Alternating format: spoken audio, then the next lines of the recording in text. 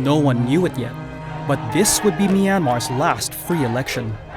Months later, on February 1st, 2021, Myanmar's military, the Tatmadaw, left its barracks and staged a coup to overthrow the country's democratically elected government.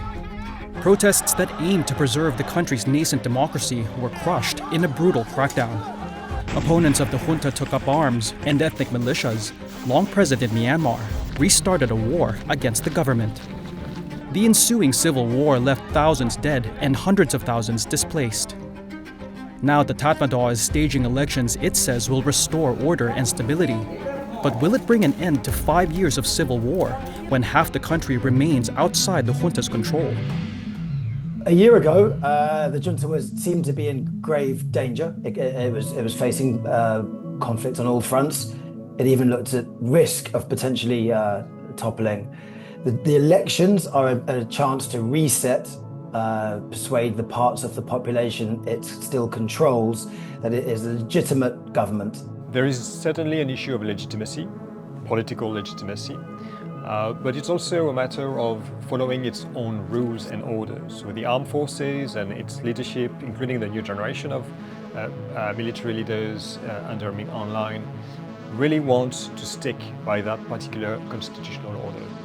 It's not the first time Myanmar has been under military rule. From 1962 to 2011, the country was led by junta leaders. Those leaders drafted a constitution in 2008 that promised to provide a roadmap to open elections. But the military remained independent and beyond any civilian oversight. So according to the military regime, the 2008 constitution is still in place, which means that now the regime needs elections to be held in order to morph that current military regime into a semi-civilian government, according again to the 2008 constitution. That means that because the military regime considered the last round of general elections held back in 2020 illegal and void, it needed to organize this new round of parliamentary elections. Voters first went to the polls on December 28, 2025, in an election that runs until January 25, 2026. The junta has called it a return to democracy and normalcy.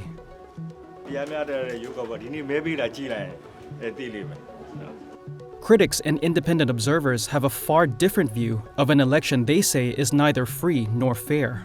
Several political parties, including Aung San Suu Kyi's National League for Democracy and at least 40 others, have been banned from participating.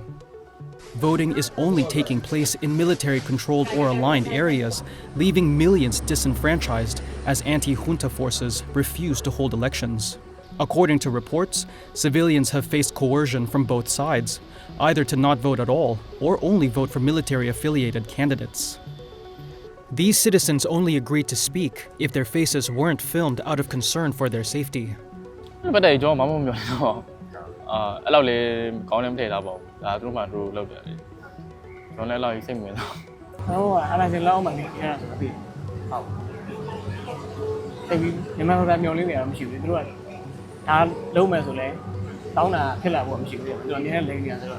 been very little opposition. I mean, at a wider level, there's only 6 parties really contesting, and they've all been approved by the military or are linked with them. And then, of course, on the international side, the EU, the UN, and even ASEAN has called this a sham. As a result, turnout stood at 52% in the first of 3 rounds of elections. That's below the 70% turnout seen in 2020. The pro-military Union Solidarity and Development Party won over 90% of the lower house seats. But for a junta seen as a pariah by many of its neighbors and international actors, the election also helps boost its credibility. China in particular has been very supportive of the Tatmadaw's move to organize elections. China is really seeking to have a more stable environment to its southern borders. Having a central government in Myanmar for the military regime being on the verge of collapsing was certainly something that Beijing didn't want to see happening. Therefore, organizing elections, morphing that particular military regime, so lending its support to to this regime and its new phase of elections was something that China wanted to really to develop, to provide some sort of stability, to have in Myanmar, and that's in Beijing's interest, at least a central government that is in position to secure, to protect so Chinese major interests, like the ones that are involved in the China-Myanmar economic corridor. Once the elections conclude, the likely course of action will be the establishment of a civilian government under the military's direct influence. This scenario bears resemblance to the path the military took in the 2010s when it allowed a controlled democratization process. The process resulted in Aung San Suu Kyi's NLD victory in the 2015 elections. But can this playbook really happen again to bring an end to the civil war? I do not think it will end any of the conflicts that have been started since the coup. Some conflicts, especially in the peripheries, predate the coup.